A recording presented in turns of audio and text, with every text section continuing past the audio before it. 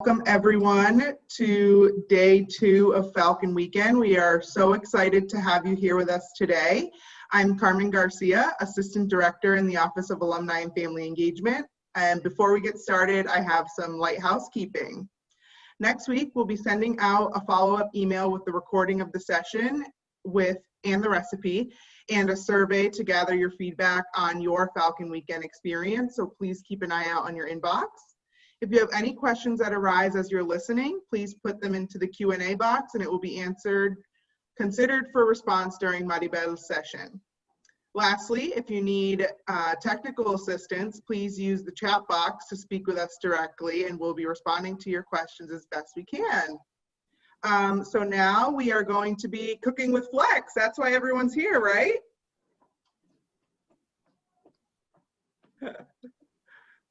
I'm just kidding, everyone. We're going to get to Maribel next. Flex, thank you so much, but I think Maribel is the pro here, so we're going to move forward with her, and maybe next time you can teach us how to cook. So, without further ado, I would like to introduce Maribel Agullo, class of 1985. Maribel started her business, Taste of Italy, in January 2007 after working 15 years in corporations in both the US and Italy. She may have graduated from Bentley with a degree in marketing and management, but she has long been a lover of food and fresh local ingredients. Her Bentley education was essential to helping her start and continue her business. She now spends her days educating people all over the world about regional Italian cooking, in particular, traditional nonna-style cooking. She lives in the quaint town of Bologna and travels all over Italy, continuing her own education on various local cuisines. If you enjoyed today's session, you will have to check her out on YouTube and to learn more amazing Italian dishes you can create from the comfort of your own home. We'll be sure to put the links in the chat. So without further ado, please join me in virtually welcoming Maribel. Buonasera, everyone. That means good evening. It's 6 p.m. here, so welcome to my kitchen. We have 2 devices, so you can see me talk to you, but you will also be looking at my pot right over here, and we're going to get going immediately with our recipe for bolognese ragu, because what's more iconic to talk about Bologna than bolognese ragu? You should know, however, that in Bologna, it's only called ragu, okay? It's not called bolognese because we're in Bologna, and so what other ragu do you expect to eat? This, we begin with pork. In this case, I have 5 ounces of pancetta, but you could also use pork sausage, as long as it's plain pork sausage with no fennel, no hot pepper, just plain. And we're going to break it up. I have the heat on. I'm going to put the heat on medium. Okay, the idea of putting the pork in first is to have it render its fat.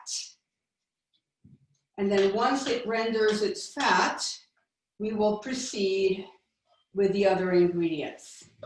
Can everybody see? Yeah? Okay. So while this cooks, if somebody would like to begin asking questions, we can do that. I can handle questions between steps. So now we need to wait until the pork renders its fat.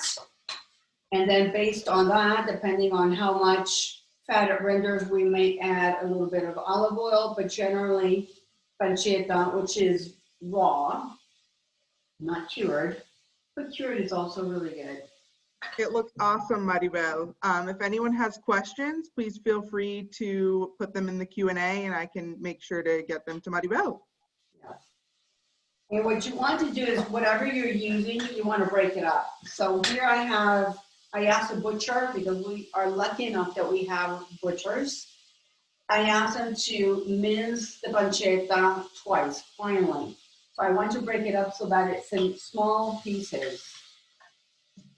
So Maribel, we have a few questions. The first is about cooking. What's your take on salting pasta water versus oil in the water? Oh, great question. Yes, you salt the water, and no, you don't put oil in the water. Let me explain. So,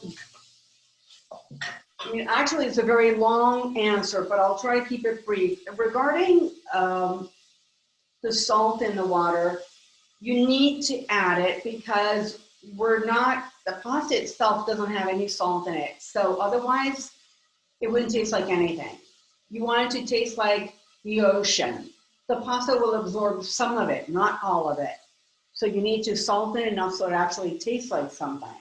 In fact, if you pull one out and it tastes good, guess what? It's salted right. Regarding oil, oil is definitely a no-no because what the oil does is it coats the pasta and then your sauce slips right off. So you don't want to coat your pasta. You want to, so people may say, oh, I'm going to put oil in there so that the pasta doesn't stick. Well, the trick to prevent your pasta from sticking is to actually stir your pasta once it's in the pot of water. So that will keep your pasta from sticking. I usually stir just in the beginning when I first put the pasta in. Next question. Our next question is, can this ragu be made vegetarian? By? Can this ragu be made vegetarian? Not the bolognese, but actually you can. You can have a cheap vegan ragu. I actually made this experiment a couple of years ago because I had some students who were vegan and I wanted to see if it would taste like beef. So since my son is a real meat lover, what I did is I bought these little, they're not tofu, I can't remember what they're called. These little brown something that you find in the organic shop. And what I did is I soaked it. Well, I will eventually put a vegan recipe up on my website, and I'll probably make a YouTube about it because I have plenty of vegan and vegetarian friends who are asking me this. But what I did is I soaked these bits. These are hard bits, dry bits that you find at the organic food shop. I soaked them in vegetable broth, and then I cooked it just exactly the same way. And I gave it to my son, and I said, so how's it, Ragu? He goes, it's awesome. I'm like, if I can fool him, I can fool anyone. And only after he told me it was very, very good, because I just wanted to make sure he wasn't just saying it, I told him, guess what? You didn't eat meat. You couldn't believe it. We did share the link to your website in the chat as well. We shared the link to your website, so if people want to check that out, they can certainly do that. Are you able to take a few more questions, or do you want me to pause? Well, we're going to take a quick pause because I want to show you the next step here. So everybody look at my pot. You can see how the pork is broken up in little bits, and it's also cooked through. So now we're ready to go to the next step, which is to add the sofrito. Can you see that? Yeah. Sorry, I can't. Is there any way you can put the image of my iPhone over here on the screen so I can actually see what I'm showing you without you having to see me turn all the time? I can try. Okay. Oh, there you go. I see it. Okay. So here is celery, carrot, and onion in equal proportions. Believe it or not, they're exactly the same amount, just short of 2 ounces for this amount of meat. Oh my God, you can't smell this, but it smells amazing. I wish we were there in your kitchen. Well, one of these days I'll invent smell-o-vision or something like that. Okay, so the carrot adds sweetness to our ragu, and the celery and onion make sure it's savory. So what I want to do is I want to cook this through. We'll just wait a few minutes. And I have it on medium high, so I'm paying attention to it, and I'm also smelling it to make sure that we give these ingredients a chance to caramelize, but making sure that they don't actually burn. Okay. And I'll be sending you the recipe through. I was just wondering if my recipe should include the secrets, because I'm giving you the secrets now, or my standard recipe, which is, no, this is how the recipes in Italy are. They just tell you everything, but they don't tell you all the little secrets. So part of the secret is you want to make sure every ingredient cooks through before you add the next one. Okay, don't try to rush it. Because then, so the vegetables are going to release some water. And we want that to evaporate a little bit before we proceed with adding the beef. The bolognese ragu has pork and beef in proportions of 1 to 2. Okay, I can take another question if.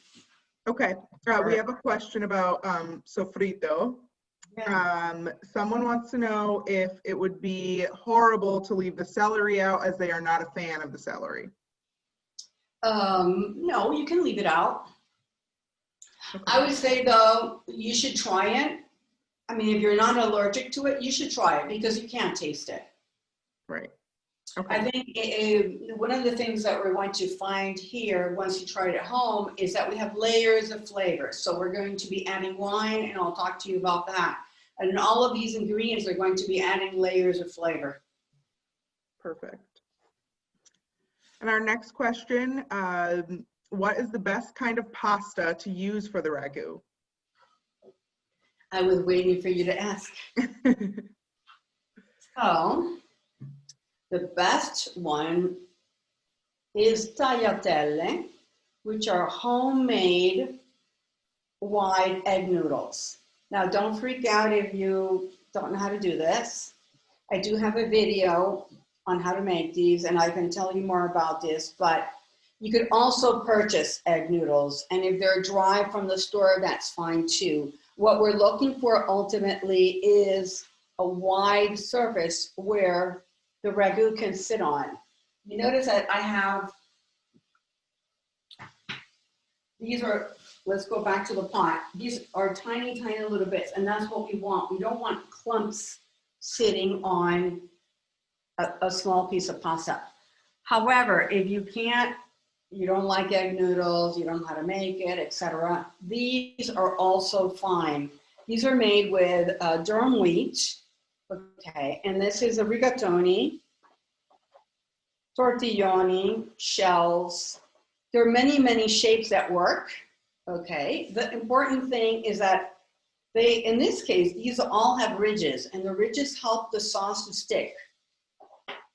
The important thing is that they're wide enough to actually hold the sauce. So definitely not spaghetti. Spaghetti or linguine are too thin to actually hold these bits of meat. Okay, this looks like it might be done just because I can smell it. Let's proceed with the beef. And then I can take more questions in a second. Okay. Okay, so I have ground steak, and this is 11 ounces of ground steak. And again, this has been minced twice. Gone through the mincer twice. And we want to break this up. One thing before I take questions is that if you don't want to make it with pork for whatever reason, then you're going to switch to chuck. Chuck has a higher fat content. So we do want some fat in here because it's going to help with not only with flavor, but clearly with making sure nothing burns. And right now we haven't added any additional fat. Okay, I can take a question if you have any. Okay, I definitely have a personal question. So I know you are Puerto Rican, as am I. And when you say sofrito, I think of a much different sofrito than what you use. So were you able to use some of like a Puerto Rican sofrito into your Italian dishes? No, different animal. Right. Okay? It's really amazing how, you know, the picadillo then.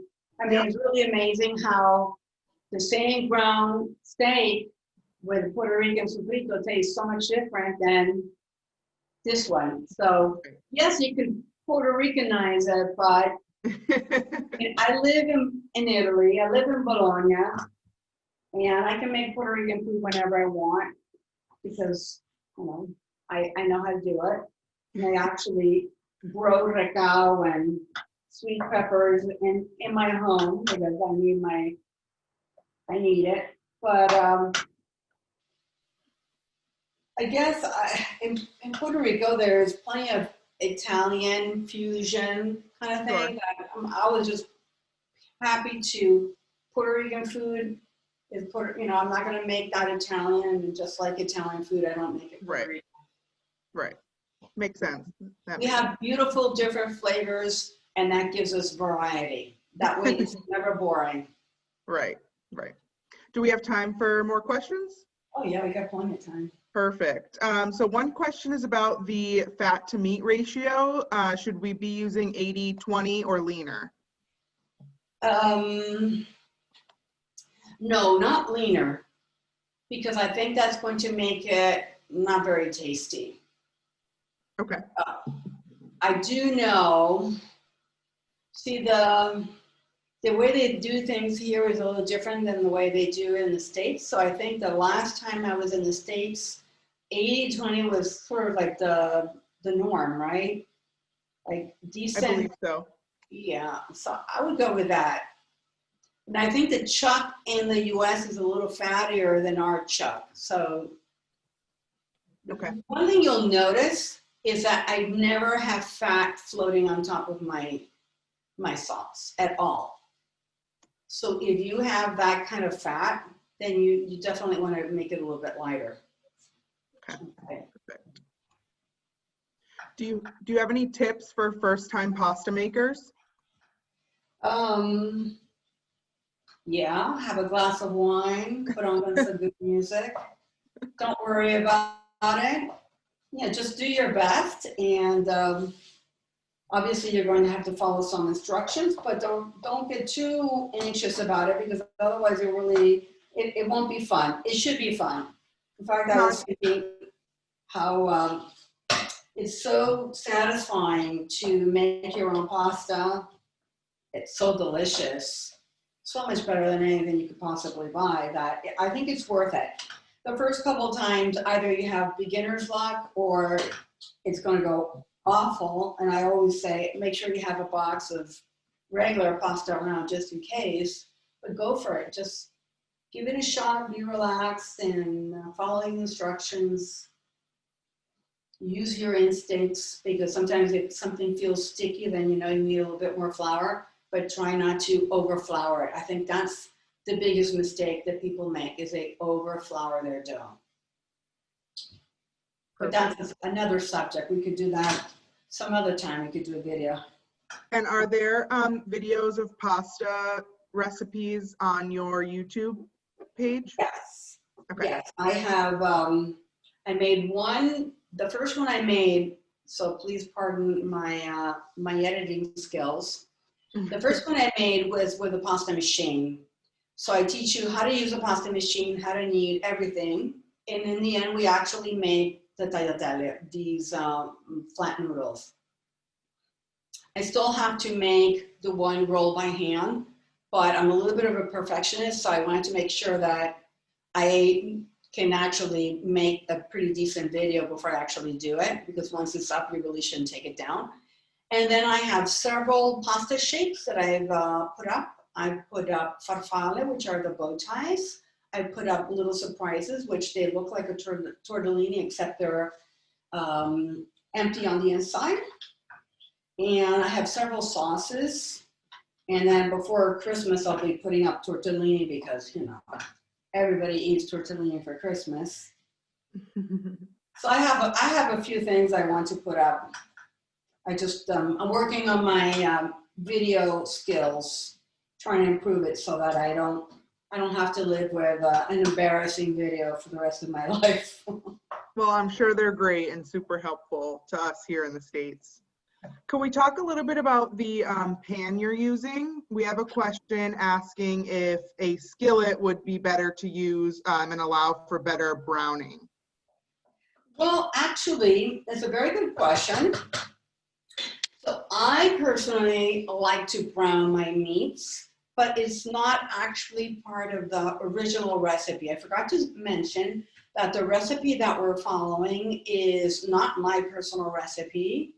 It's the recipe that was deposited at the Chamber of Commerce of Bologna in 1982. So it's a very serious matter. There was actually a concorso.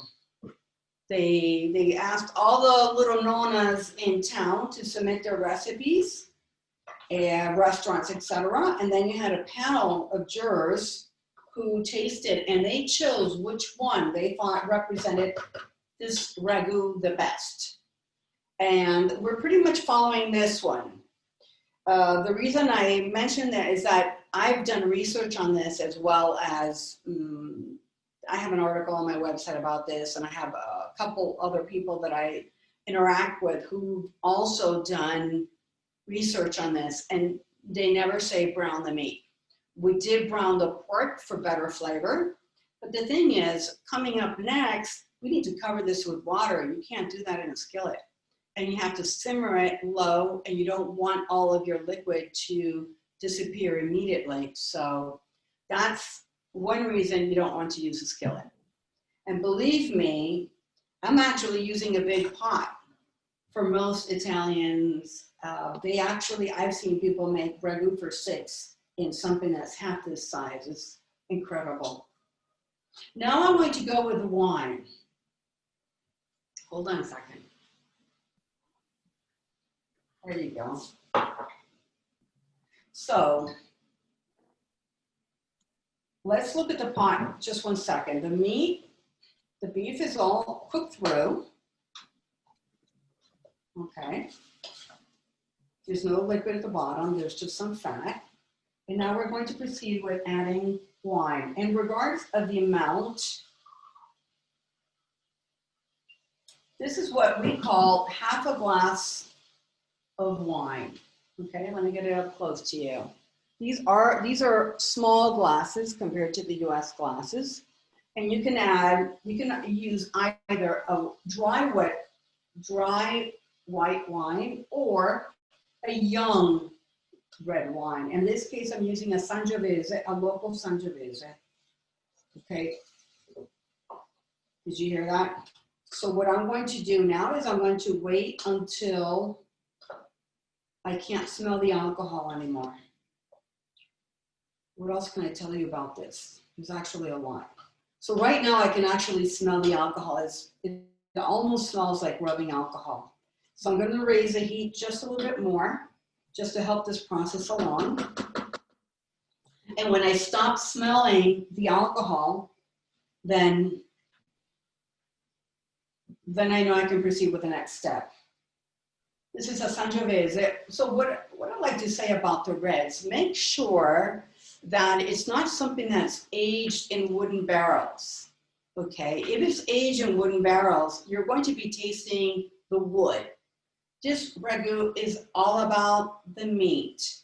We want to taste the meat, and it's going to be, you should be buying the best pork, tastiest pork, the tastiest beef you can get your hands on. We're using fresh ingredients.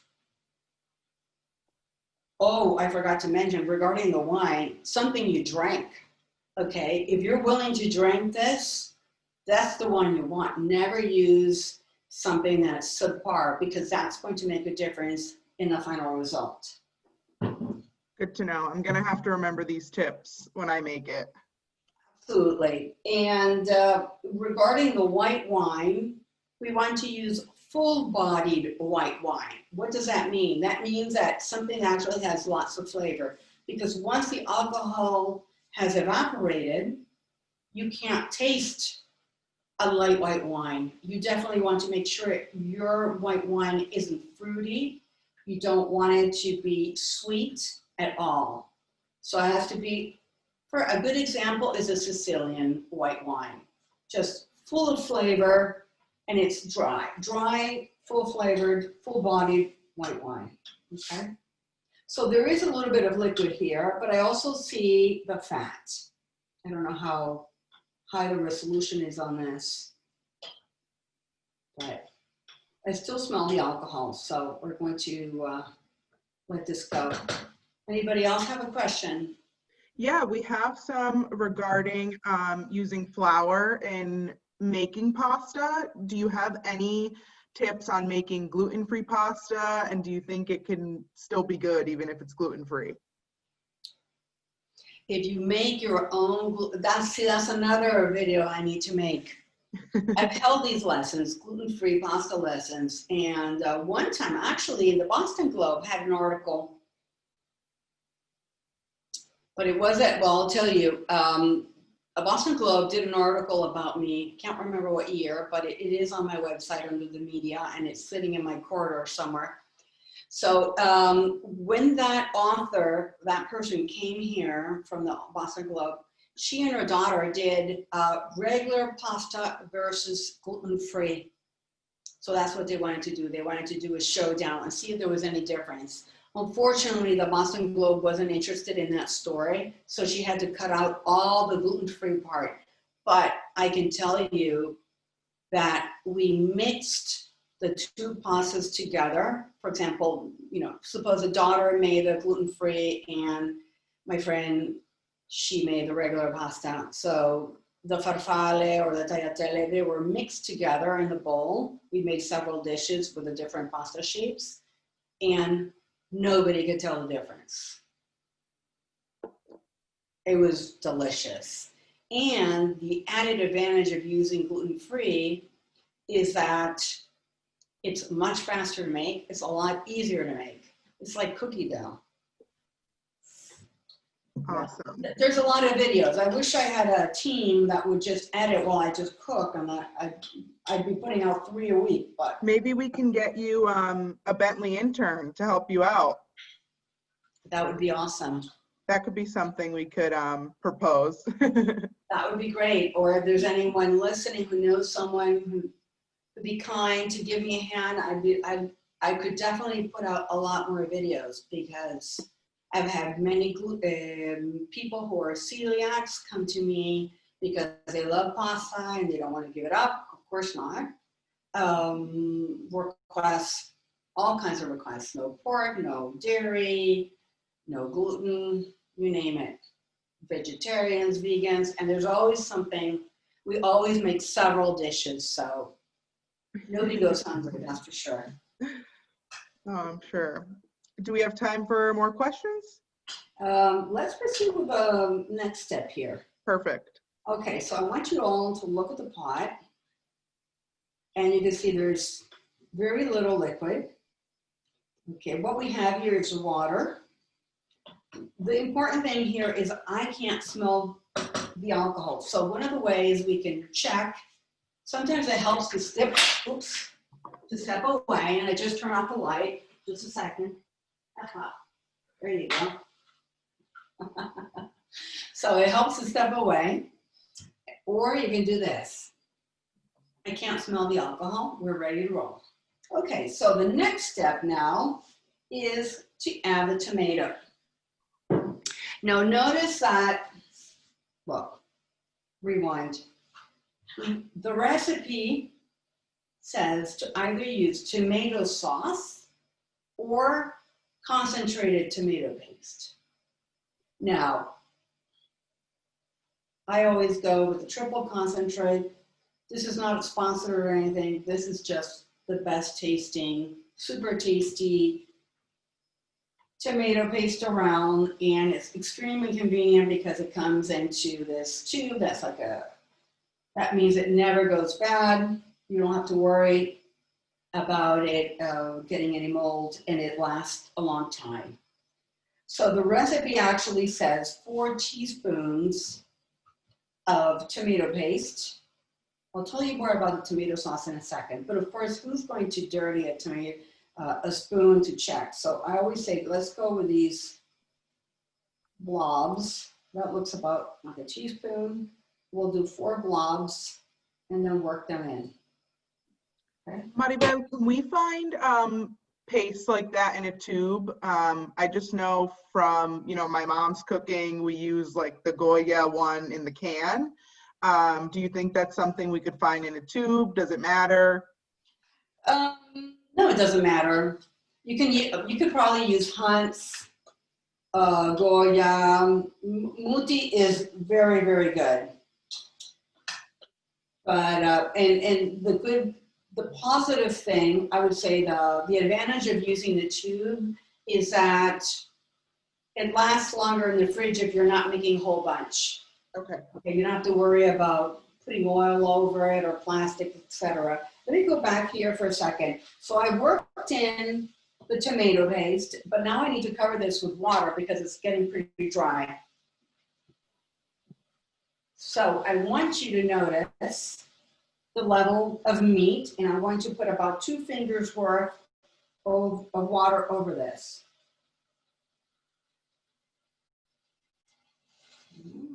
Looks like I'm going to need a little bit more water. Let's check. I'm going to set this down for a second. So regarding the tomato paste, some people like their sauce to be a lot more red, and if you wanted to, you could add a little bit more tomato. But remember, this ragu is about the meat. It's not about the tomato. And this is usually the color that we like in Bologna. Okay. Now I'm going to set this down to simmer, and I'm going to salt and pepper it.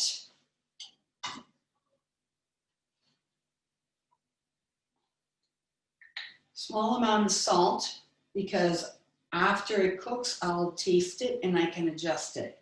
What's going to happen is that we're going to let this simmer for a minimum of 2 hours, after which we taste and we decide if we need to add a little bit more salt, okay? So I like pepper, sorry, to add a good amount of. I want you to notice that we added the salt at the end. That's very, very important because salt tends to draw out the water, the juiciness of whatever it is you're cooking, whether it's meat, vegetables, fruit. And it also draws out, in my opinion, some of the flavor. And I don't want that to disappear. I want it to stay there. So this is pretty much already done in the sense that I'm going to let this cook here. I'm going to do a little surprise, a little, just kind of like the cooking lessons. Just move this to the back burner. And then I'm going to show you the ragu that I made yesterday. I have a couple more things to tell you about the ragu. Ideally, okay, this is what it looks like. Okay, it's glistening because of some fat, also because of some water, okay? Ideally, you want to make the ragu the night before and you let it rest, okay? Everything is better when it's had several hours of resting. If you can't do that, make it in the morning and then eat it in the evening.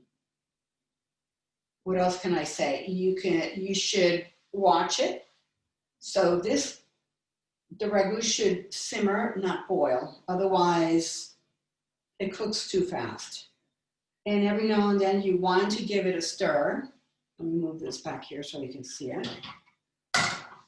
Every now and then you want to give it a stir to make sure that the bottom isn't sticking.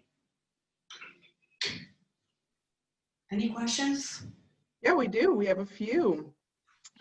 So we have one specifically about carbonara. Yes, carbonara. Someone was able to travel to Italy last year and it was their favorite dish and it was much tougher for them to make it at home and they haven't perfected the egg issue. Do you have any suggestions? What do you mean by egg issue? I'm not sure. Teresa, if you want to let us know in the chat, I'll make sure to ask Maribel. Her egg curdles. Oh. I'm gonna have to research that because that probably means that the pot is too hot. It depends at what point that happens. So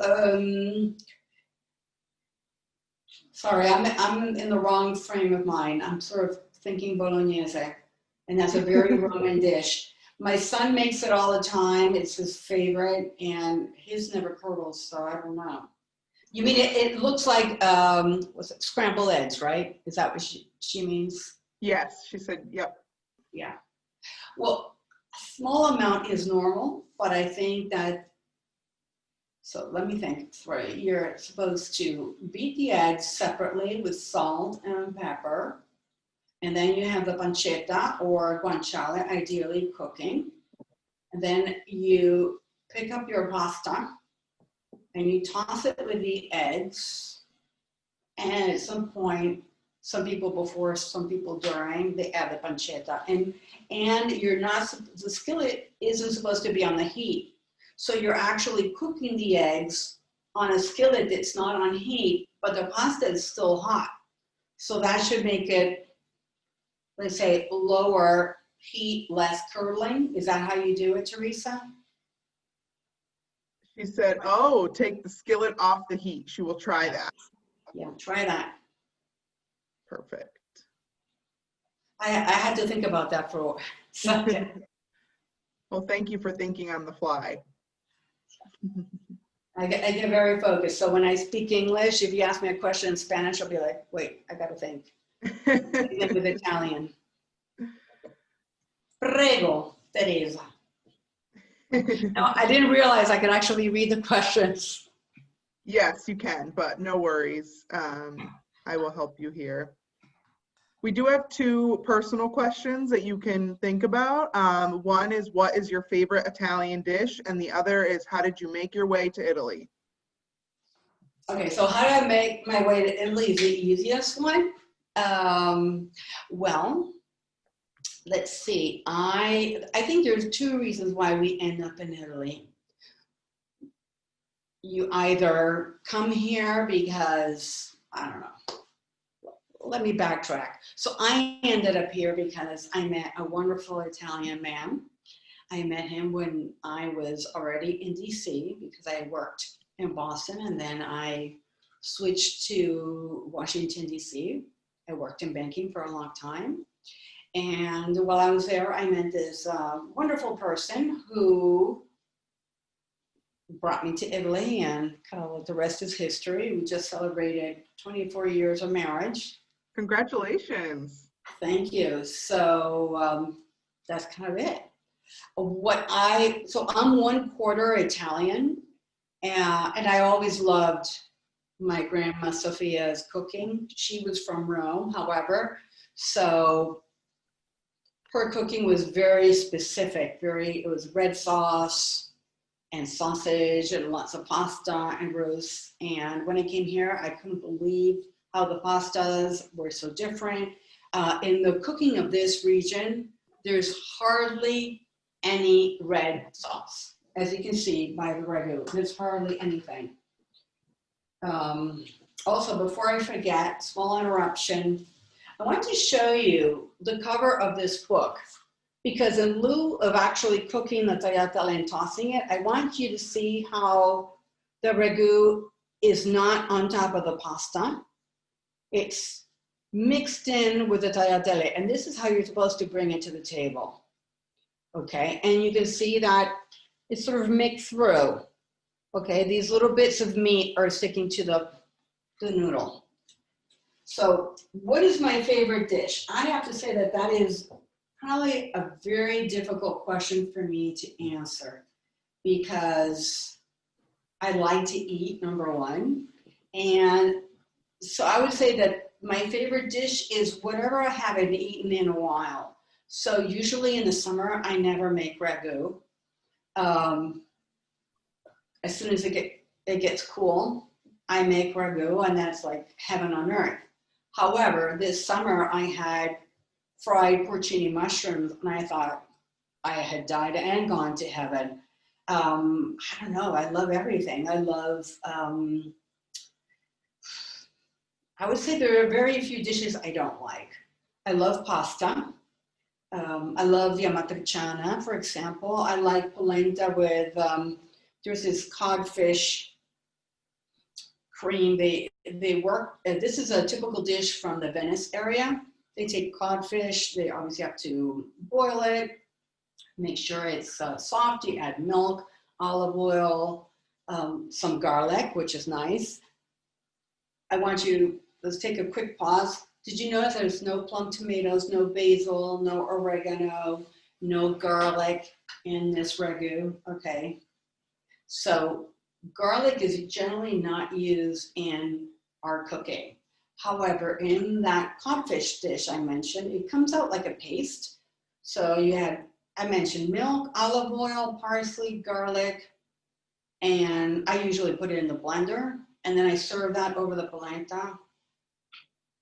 To me, that's heaven. I love it. But my grandpa was in the codfish industry. He was an importer of codfish when I was a little girl in Puerto Rico, so that's how I got to know it. I didn't know it's not too salty if you have to learn how to treat it. How are we doing time-wise? Do we have more questions? Yeah, we're very good. I just wanted to know if I know you touched upon a little bit that you used to work in banking, but could you touch upon how you got into cooking? Yes, so let's say I always cooked. We were, there were three of us, three sisters growing up, and my mom was a lawyer and she worked long hours, and so after school we were like hungry and call Mom, what do we do? And she'd give us instructions, and we were actually making our lunch, and then afterwards sometimes we even prepped the dinner. It wasn't really good food because we were kids, and what can you ask a kid to do? So you take I remember I loved macaroni and cheese. Yep. I can't eat this stuff now, but I sure ate a lot of it growing up. My grandma, Sophia, was a huge inspiration.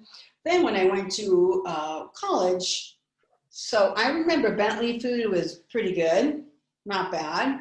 I had transferred to Bentley, and the school I was at before was a school right in the center of Boston. The food was awfully bad. I won't name anyone here in those schools, but it was pretty bad food. So one of the things I learned to do very quickly is to cook for myself in the dorm. And again, I was calling my grandma, what do I do? What do I do? So I started doing that. And then when I came to Italy, I couldn't believe, this is supposed to be pasta, capital. I should say that Bologna is supposed to be, or many Italians consider it the food capital of Italy. However, I would say that every region has dishes that are fantastic. So here we specialize at egg pasta, which is wonderful, but there are so many wonderful foods throughout Italy. It's hard to pick a perfect region. I think they're all wonderful. I'd be hard pressed to name one bad food in these regions. Thank you for that. Someone just asked, the level of simmer looks very high, or is this the level of simmer you recommend? Well, this is because it's on the larger burner. So yeah, I need to switch it back to my lower burner. I was hearing in that too, but I was like, okay, hope nobody notices. Yeah. So we do have about 15 minutes left, just giving you a time check. Okay, so I like to check real quick my notes, make sure I covered everything, because I like to go off the cuff, but I want to make sure that we cover. Oh, so somebody asked me, yeah, in the beginning you asked me about a skillet. So what I wanted to mention, because I do have a note here, is saying that stainless steel pot or ceramic pot is also a great way to make your ragu. Then I also wanted to point out fresh quality ingredients will always get you great results. So I want to also point out the size of our veggies, because I actually use little twins. So we actually have a small onion, carrot, and celery stick, not even a full one. This is actually enough for 4 people.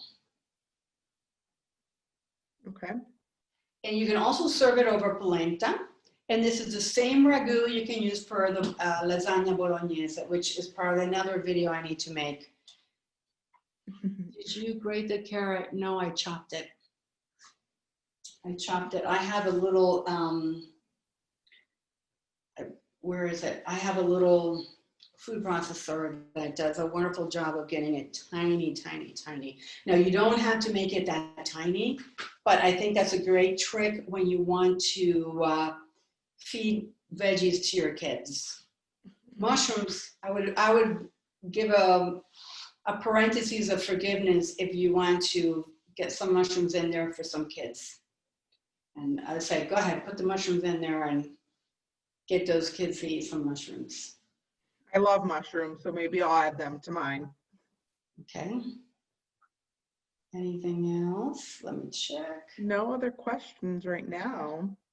I think people are wishing that you were closer and that we were all together so we could try some of yours.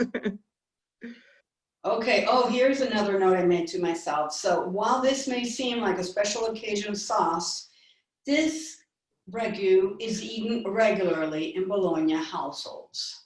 So this is not, some people will serve it for Sundays, but normally this is like a weekday thing. Okay, I know we have a different lifestyle here. So what I would suggest is make a huge batch, okay? Make a huge batch and then freeze some. No, I hope to publish sometime soon. What I do plan to do, in fact, next weekend, I'm going to be meeting with a social media consultant, and I think we're going to work on getting me to put out an ebook with some of the recipes. We'll start with small and see if people like it, and then we'll take it from there. So for me, it's really important to get your feedback, get the, make yourselves heard, because that really helps me. It motivates me. Right now, I have a lot on my plate. There's Instagram, there's Facebook, there's a YouTube, and all the things I should be doing. And I want to do the ebook, and I want to do all these videos. Plus, I'm the only one editing, so it's a lot of work. But if I feel like I have people say, "Oh, we really want to see that," then it encourages me to do that. We will be sending out a survey next week, so make sure you add in your comments for Maribel. I know she would really appreciate that, and we would as well too. Okay. One last thing I want to mention. So the original recipe from the Chamber of Commerce says to add milk and cream. Okay. Now, in the recipe I'm going to send you, I make this very clear. Okay, I give you the recipe from the Chamber of Commerce, and then I have my notes. And I always say, do not add the milk if you're using the triple or the tomato paste. Never, never, never. And if you were here, what we do in class is I have you take a little bit and taste it, and you'll see that it's very sweet. Tomato sauce is not sweet. So the milk actually helps curb the acidity. So in southern Italy, traditionally they add sugar to their sauce. Here we never add sugar, we add milk or cream, okay? I prefer to use the tomato paste, and I save myself the trouble of the tomato sauce and the milk, because then the milk you need to be adding it slowly. You will get both versions, so you choose which one you prefer. I've also become intolerant to dairy, to milk, so that's another reason. But I've always made it this way anyway. It just, I think it comes out great. Perfect. Very good. Any other questions? I don't think so.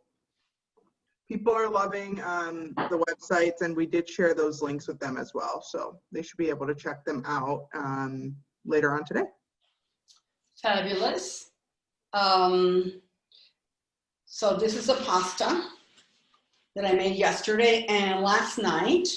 I put up a video of me loosening up these beautiful noodles. And I lay them out on this paper tray, which absorbs moisture. And overnight, because I don't want any dust or anything, is to, I think I know you, Yolia. I cover it like that. So I was wondering if there's anyone here from my class of 85. Let's see. Anyone from class of 85? Now, Maribel, did you grow up in Puerto Rico and then came to Boston for school? Yeah, major culture shock. Oh, I'm sure. Where in Puerto Rico? Oh yeah, okay, thank you. I originally grew up in Guaynabo. Okay. And then, family history. So parents split, and then I went to live in Isla Verde. My last couple of years of high school, I spent in Isla Verde. Okay. But when I was in elementary, middle school, and part of high school, I spent in Guaynabo. So I have a lot of friends from, San Jose, San Ignacio, Marista, those schools. Right. Then I went to school in Miramar, Perpetua. Okay. And I'm just wondering, any other Puerto Rican friends other than Miss Arroz? Hey, Oh, okay. someone is from Puerto Rico, but their Yeah. name is not on. They're from the class. Tab. Irving, oh yeah, I remember you.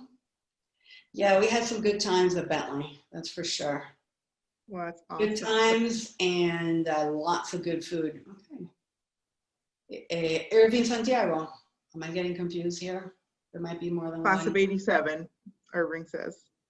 Yeah, but I graduated in 85, so Maybe I was you class of crossed paths. 84. I was class of 84, but I came in, okay, very nice. Okay, yeah.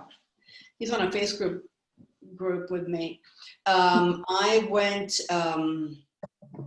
was an art student at the first school, except I didn't think I was that good. And so I decided I better study business, otherwise I will become a starving artist. Yeah, so that's when I switched to Bentley, I obviously lost a semester. Because Okay. my first semester I studied art, my second semester I started studying economics and things like that so that I could move over. Okay. Will you be showing us how to mix in the noodles? I could. We have just a couple minutes left, but I figured maybe that could be. Well, I need to get the water boiling. I'm not afraid that's not going to happen. Okay. That's no problem. Do you want to just share a few tips on how to mix them on their own? Yes. So what I always do, if you're going to be using those egg noodles that I showed you, I suggest using tools like this. This is for stirring, for salads, but I find they work really well to mix the noodles. And what you want to do, whether you're making tortilloni, etc., you don't want to hack at it. Well, let's begin with draining. So draining, you ideally want to pick it up with a strainer like this, okay? Which I know is not very common. Or another option is to use tongs, which probably everybody has. You're just going to pick them up wet in the bowl and then let them strain and then put them in a different bowl. Then you can put the sauce on it and very gently, very patiently, let me show you. I had the bowl. I just didn't think we were going to have enough time. Can you see the bowl? Yes, you can. Yeah. Okay, so what you want to do is to very gently pick it up. Let me move the. We can see it, Maribel. It looks good. Okay, so you're going to just pick it up like so. This will allow the meat to slide down and through. The idea is that like I showed you in this book, the idea is that you have the little bits of meat throughout. And actually, I normally, you have little bits of meat attaching to the pasta. Okay. Little bits of meat attaching to the pasta without having, it's not clumping on top, it's not sitting on top. So if you don't mix this is a tip for any sauce with any pasta, always stir it in. If you just put it on top, the pasta at the bottom is going to stick. Okay, so you want to stir it in. If you can't put the sauce right away, a little trick, a little tip is to put a tablespoon of olive oil and you're going to work it through. If you're talking noodles, use something like this. Otherwise, you can use a spoon and you want to just stir it very gently. Gently so that the oil works its way through. If you're not gentle, you're going to break the noodles. And one of the things that people here really pride themselves on is the long noodles. If they're all broken, they're going to say, she doesn't know what she's doing. So, you know. Awesome. Okay. Well, thank you. I think that was our last, give me 1 second here. For our last question, it's if I have leftover, do I mix the leftover sauce with the pasta and freeze them or freeze them separately? I would say freeze the sauce separately, ideally. However, if you have leftover pasta that's already been sauced, and I wonder, like, what household do you have? We never have any leftovers. Aside from that, one little trick we can borrow from the Neapolitans is that keep it in your fridge. The next day, you're going to beat up a couple of eggs, depends on the amount, maybe just 1 egg. You're going to toss that sauce pasta with a beat up egg. You can add salt and pepper if you want to, if you feel like the sauce wasn't very salty. You just want it to be flavorful. And then you're going to cook it. And then you have a frittata.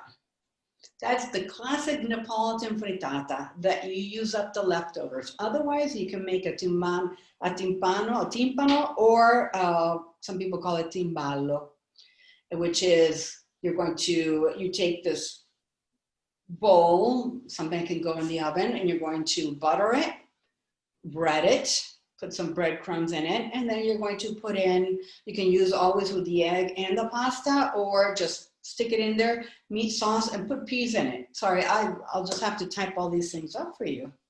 But we never freeze the pasta, because then when you take it out of the freezer, it gets mushy.